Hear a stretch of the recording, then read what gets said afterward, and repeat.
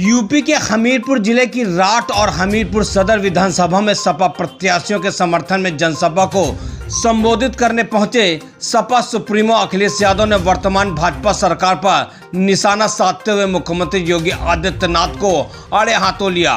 उन्होंने यह भी कहा कि बाबा ने कहा था कि गर्मी निकाल देंगे, लेकिन पहले और दूसरे चरण की वोटिंग के बाद उनके कार्यकर्ता खुद ठंडे पड़ गए।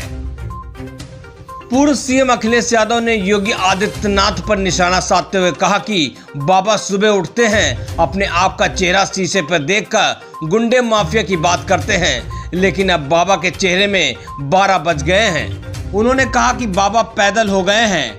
उन्होंने अपने उप मुख्यमंत्री को स्टूल पर बैठा दिया। साथ ही साथ यह भी कहा कि बाबा का जो प्रिय जानवर है, उनकी वजह से एक्सीडेंट होते हैं और लोगों की जान जाती है, लेकिन अगर उनकी सरकार आएगी तो गाय या सांड से अगर किसी की मौत होगी या हुई तो उनके परिजनों को 5 लाख रुपए दिए जाएंगे।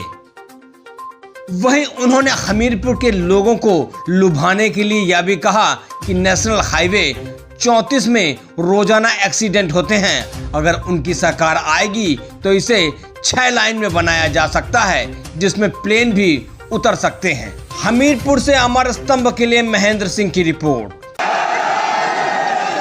बताओ, बुंदेलखंड के लोगों, वोट डाल करके चमत्कार करोगे या नहीं करोगे? और आपने देखा नहीं, बाबा मुख्यमंत्री पहले ही पैदल हो गए पैदल नहीं। और जो पैदल हो गए, उन्होंने अपने उप मुख्यमंत्री को स्टूल पे बैठा दिया स्टूल पे कि नहीं? और बताइए, कोई समस्या का समाधान कर पाए कि नहीं कर पाए? जैसी ये कोई फसल नहीं खरीद पाए, इनको माफ करेगा किसान कि नहीं करेगा माफ? और ये हमारे नौजवान जानते होंगे जिनके हाथ में कोई काम नहीं बचा, न नौकरी है न रोजगार है। और जब नौकरी रोजगार नहीं है तो ये भी खुशी नहीं मना पा रहे, न इनके घर परिवार के लोग खुशी मना पा रहे हैं। ये हमारे बीएड वाले जानते होंगे, ये बीएड डीडी वाले कितने साल से आंदोलन कर रहे हो आप। बहुत बांटे लैपटॉप और स्मार्टफोन और टैबलेट भी बांटे। बताओ, यहाँ के नौजवानों को किसी को मिला हो तो बताओ, किसी को मिला हो तो बताओ। और इधर आप जानते होंगे, कंप्यूटर की पढ़ाई और मोबाइल से न जाने क्या क्या चीजें हो रही हैं। न केवल जानकारी मिल रही है, बहुत सारी सूचनाएं मिल जाती हैं, बहुत सारे कारोबार इसी से हो रहे हैं। आज अगर कोई जानकारी हासिल करना चाहो तो हासिल हो जाती है, अगर सामान मंगाना हो तो सामान भी आ जाता है। और यही नहीं, हो सकता हमारी डिजिटल इंडिया फेल हो गई हो, बीजेपी की डिजिटल फेल हो गई हो, लेकिन अगर खोल करके देखो इसमें, तो अमेरिका की बड़ी बड़ी कंपनियां यहाँ पर इसमें कंडे तक बेचने लगी। अगर मोबाइल ऑन करो, आपके बीजेपी का डिजिटल इंडिया तो फेल हो गया, लेकिन अमेरिका की बड़ी कंपनी बताओ मोबाइल से बेच रही है कंडा। खोल करके देख लो, बेच रही कि नहीं बेच रही? आज सब कारोबार लोगों को समस्या समाधान करके अपने नौकरी में रोजगार देने का काम करेंगे।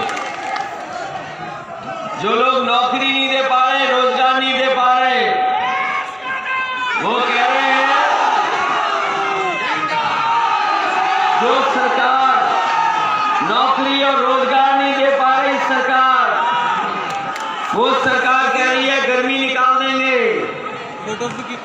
बताओ, ये हमारे बाबा मुख्यमंत्री कह रहे हैं कि कितने पैसे खर्च कर चुकी है, हजारों करोड़ रुपए खर्च हो चुके हैं। सुनो भाई, लेकिन गौशालाएं वैसी की वैसी, अन्ना जानवरों की समस्या वैसी की वैसी। हमारे किसानों को परेशानी तकलीफ का सामना करना पड़ रहा है, रात रात जगना पड़ रहा है, खेतों में दाव लगाने पड़ रहे हैं, और न जाने क्या क्या किसानों को करना पड़ रहा है। और हमारे बाबा मुख्यमंत्री का जो प्रिय जानवर है न जाने कितनों की जान ले चुका है।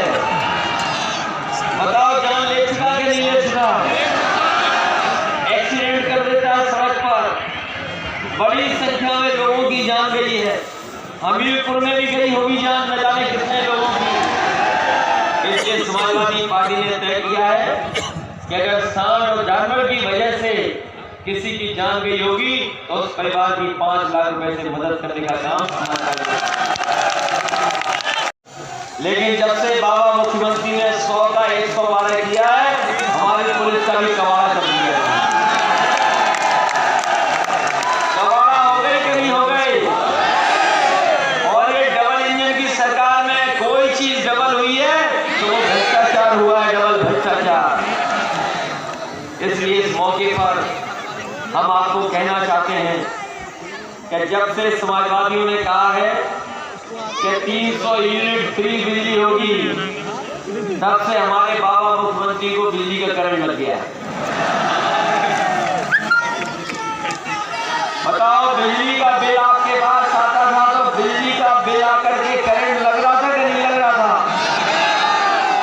300 यूनिट फ्री बिजली होगी और इसके साथ साथ हमारे किसानों की सिंचाई भी मुफ्त होगी, एक भी पैसा किसानों को नहीं देना।